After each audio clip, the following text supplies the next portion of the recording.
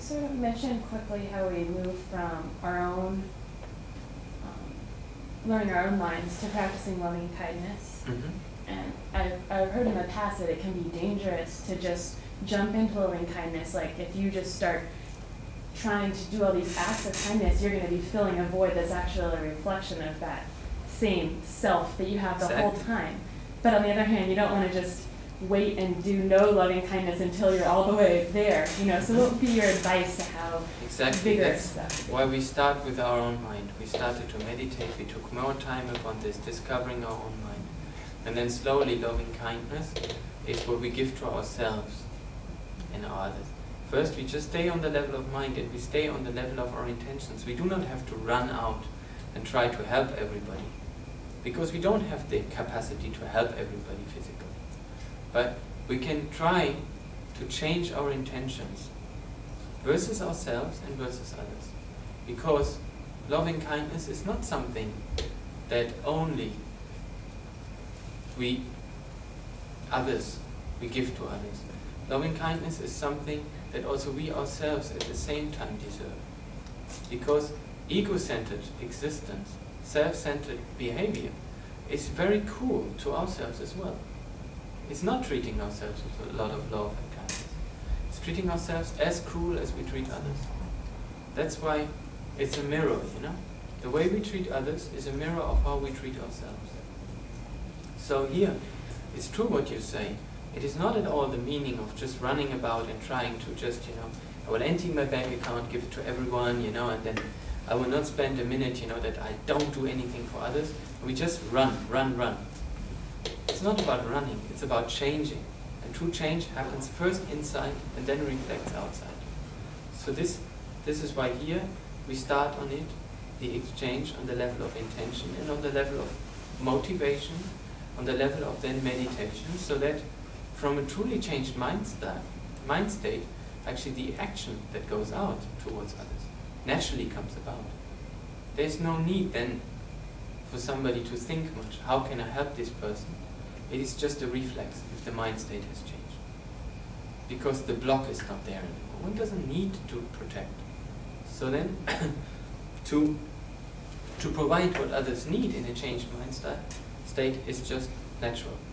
That's why somebody who has achieved this meditation is very free in providing what people need, is very free in communicating with others, because his whole mind has changed. So he doesn't need to constantly think about how to do it. It just happens.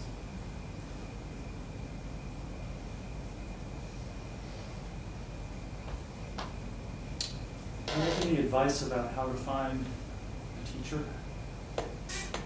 Well, two things. I mean, make yourself, maybe three, make yourself clear as to what you want to receive from a teacher. Authentic, I mean in the Buddhist tradition, to see what the qualities are that you want to get in touch with. So try to understand the teaching and then try to find a teacher who reflects this teaching. It's not always the one who gives the brightest smile or the one who will pass out the candy quickly, you know. It's the person where you see the qualities of selflessness and the qualities of of the instructions on meditation, for example. Then, meeting this person, you also have to check out if, once you meet this person, you again have to verify if this person really holds true, because once, as you give confidence, then one has to give a look. If one really wants to work with the teacher, one starts not working, you know, just back there. Starts working here, so one asks questions and one sees if actually the answers and the way of working with this teacher actually gives the proper result. I see, do these instructions speak to me? And also when we study the Buddha's teaching, we see if these instructions are the Buddha's teaching.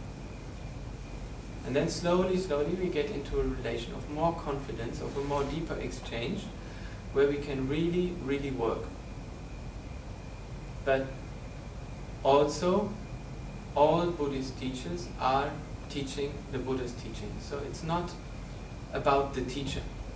The teacher is the one, the living tradition. here it is not that the teacher suddenly becomes the Buddha.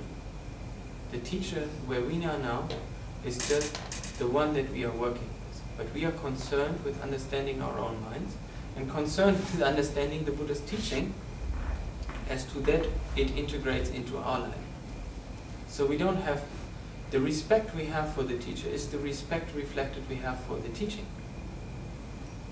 But we don't make a personal cult out of it. We don't try to have this guru thing going on where teacher is very high and we are very low, and like everything becomes very artificial. Once we are ready to discover more and more qualities of the teacher, then a process of giving more and more respect to what he is will be natural. But we don't have to start out trying to go into this whole thing of divinity and so on. But it is rather to expose ourselves in our own, you can say, in our own veiled mind state as we are, towards somebody we have confidence that he can guide us from where we are to go further. So it's a very direct and intimate relationship that doesn't need all artificial respect. The true respect comes from seeing the qualities of the teacher and seeing that the teacher can provide it.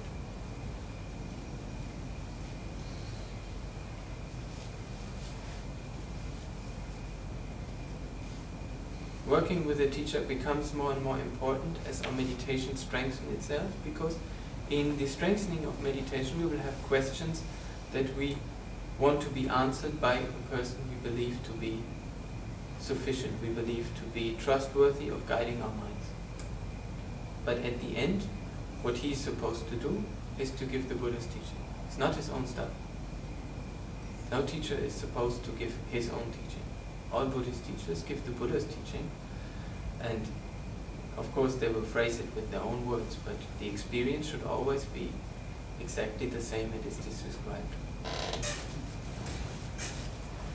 There's no Tibetan understanding, there's no Indian understanding, no American understanding about one's own mind. The way thoughts work is, and the way the mind is liberated is entirely the same in all cultures. Are there differences in the methodology of achieving the goal, as far as the different lineages and cultures of Buddhism? Well, they are. They are different methods, as there are many different people, many different beings on this earth that have different leniences, but they all strive for happiness. So one should see that happiness either is obtained by this path or not.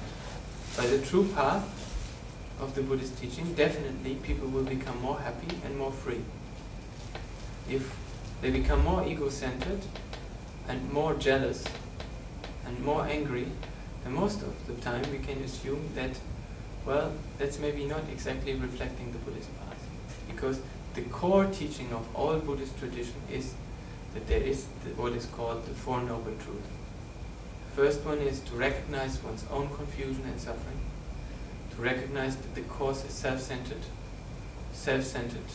perception, to see that there is a path to go out of it, and to see, finally obtain liberation. So all authentic Buddhist schools, wherever they are, they teach the same thing, but the methods can be very different. And then the methods, there are methods that speak to us and some that don't speak so much to us. Some are based more on philosophy, some are more based on meditation. Our school is very much based on meditation, so that's the approach we take. But there is as many needs as there's many ways to train. They are all valid if they reflect the same thing.